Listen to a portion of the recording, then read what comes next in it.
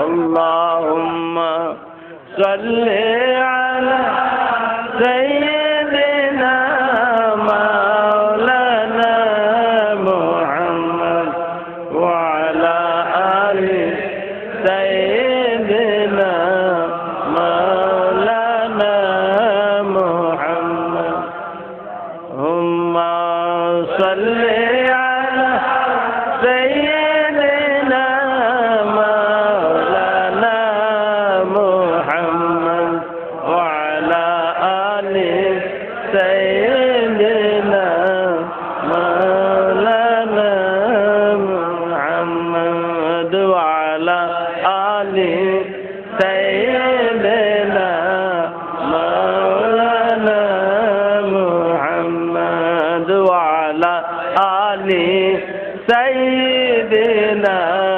মাওলানা মুহাম্মদ ওয়া আলা আলি সাইয়্যিদিনা মাওলানা মুহাম্মদ। মুহররমের শেষ দিনে হলো আল্লাহর হাবিব সাল্লাল্লাহু আলাইহি ওয়াসাল্লাম এর যে বংশধর, বিশেষ করে শহাদায়ে কারবালা, কারবালার শহীদানের কিছু যদি হক আদায় করা যায়, কোনো ক্ষমতা নাই, অপারগ, তারপরও প্রচেষ্টা। জওয়ালা আলী সাইয়্যিদিনা মাওলানা ওয়া আলা আলি সাইয়্যিদিনা মাওলানা মুহাম্মদ ওয়া আলা আলি সাইয়্যিদিনা মাওলানা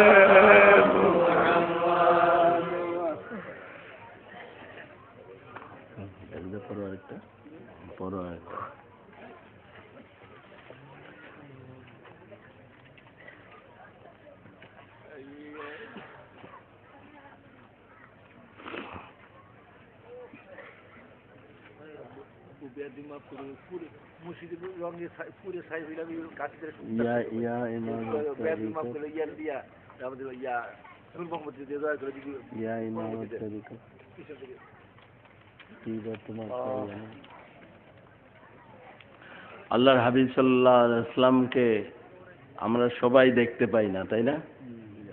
আল্লাহকে দেখতে পাই? আল্লাহর হাবিব সাল্লাল্লাহু আলাইহি ওয়াসাল্লামকে সবাই দেখতে পাই?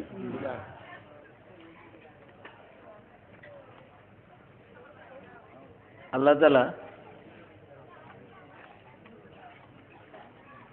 মানুষের সান্ত্বনা দেওয়ার জন্য জানিয়ে দিলেন, ওগো আল্লাহর হাবিব, ওগো আমার বন্ধু, যারা নিজের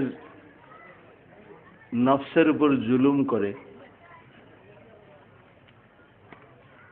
তাদের মধ্যে যখন অনুশোচনার জোয়ার বয়ে যায়, তুফান নয় ঘূর্ণিঝড় ছুটে তখন আপনার চরণে এসে পৌঁছে, আপনার কাছে আসবেই।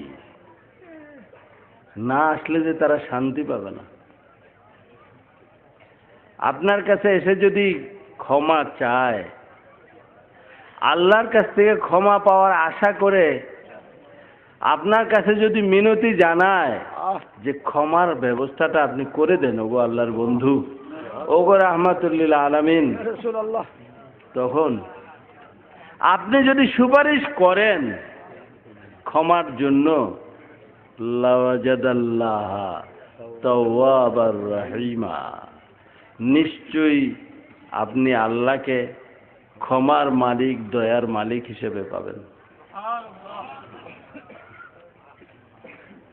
তাইলে আমরা আল্লাহকে দেখব না, এই আয়াতের মধ্যে এই কথাটা আছে। আল্লাহ যে ধরা দেবেন না, এই কথাটা এই আয়াত শরীফের মধ্যে আছে। কেন?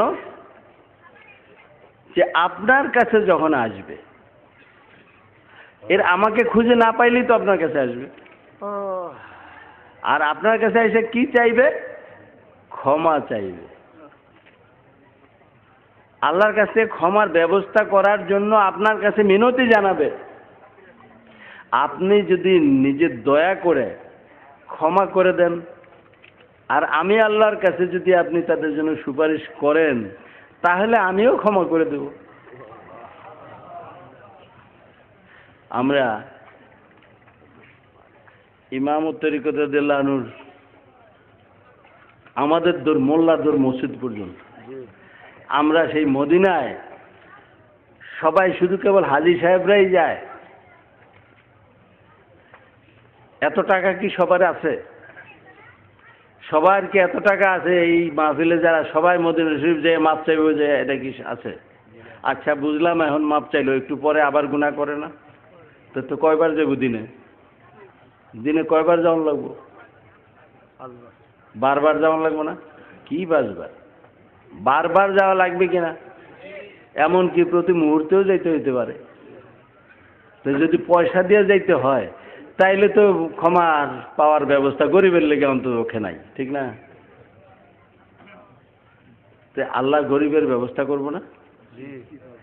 আল্লাহ তো বলেন নাই যে আপনার কাছে প্লেন ভাড়া দিয়া পাসপোর্ট কাটটা এরপরে ভিসা লইয়া এখানে আইব, এই কথা বলছেন? আল্লাহ বলছেন যে আপনার কাছে আসে। তো আসে অর্থই হলো এনে যে আসাটা সহজ। মনে রাখতে হবে, যেটার জন্য পাসপোর্ট লাগবে না, ভিসা লাগবে না, পয়সা লাগবে না, টিকিট লাগবে না, হলো শুধু লাগবে মনের একটা টান, প্রেমের টান লাগবে, হলো। তাইলে প্রতিটি বান্দা যে মুমিন, যার মধ্যে প্রেম আছে, প্রেম একটা বাহন, প্রেম একটা বাহন, এই প্রেমের বাহনে সে মদিনায় পৌঁছতে পারবে, অথবা তার সিনাটাই মদিনা হয়ে যাবে ইনশাআল্লাহ। আল্লাহ জিন্দাবাদ, জিন্দাবাদ, জিন্দাবাদ, জিন্দাবাদ, আলহামদুলিল্লাহ। তাইলে প্রতিটি বান্দা মনে রাখতে হবে সে যে কোনো মুহূর্তে মদিনা শরীফ যেতে পারবে, আল্লাহ হাবিব সাল্লাল্লাহু আলাইহি ওয়াসাল্লামের কদম মোবারকে পৌঁছতে পারবে ইনশাআল্লাহ। এই অবস্থাটা সৃষ্টি করার জন্য ইমামত তরিকত রাদিয়াল্লাহু আনহু দরকার। যদি একটা অণু আরেকটা অণু পরমাণুর মাঝখানে যদি 1 লক্ষ গুণ দূরত্ব হয়, তাইলে আমি কতটুক দূরে মদিনার থেকে? মদিনা শরীফ থেকে আমি কি দূরে? 1 লক্ষ মাইল হয়? কত হাজার মাইল?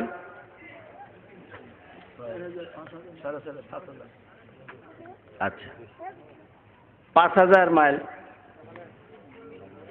বা 6000 মাইলের ঊর্ধ্বে হবে না, কারণ প্লেনটা যখন চলে তখন 1050 বা 60-70 মাইল এরকম বেগে চলে প্লেনটা।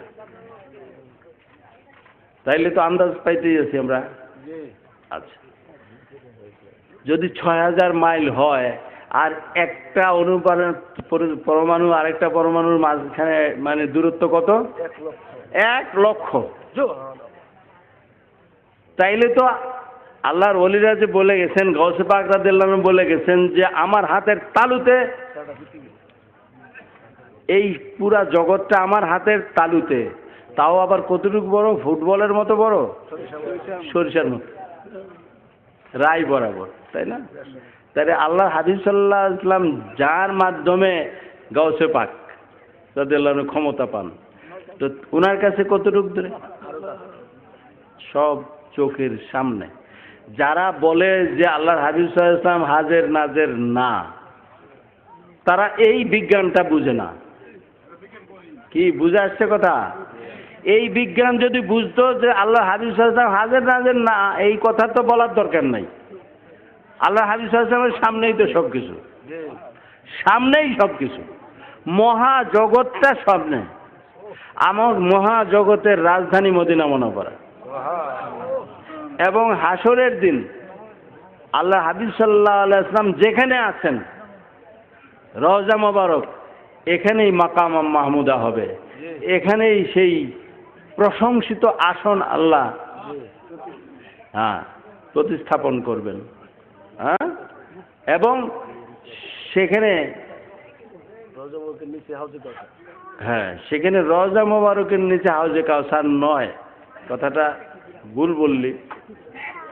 কথাটা হলো মা বাইনা বাইতি ওয়া মিম্বারি, আমার ঘর এবং মিম্বর এর মাঝে হলো রওদাতুম মির রিয়াদিল জান্নাহ, বেহেশতের বাগান। হলো বেহেশতটা কোথায়? তাহলে ঘরের এবং মিম্বরের মাঝখানে, তাই না? তাহতা মিম্বারি হাউদি, তাহতা মিম্বারি, আমার মিম্বরের নিচে হলো হাউজে কাউসার। তাহলে বেহেশতের ঠিকানা কোথায়? কদম মোবারকের নিচে।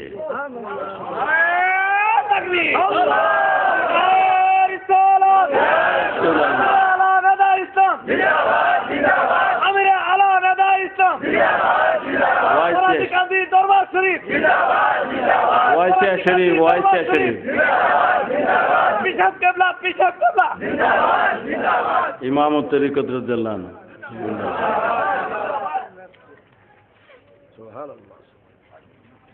বেহেশতের ঠিকানা পাওয়া গেছে তো নাকি? কদম মোবারকের নিচে। মিম্বরের উপরে বসেন কিনা? কদম মোবারক মিম্বরের উপরে কিনা? মিম্বরের উপরে কদম মোবারক। অতএব বেহেশত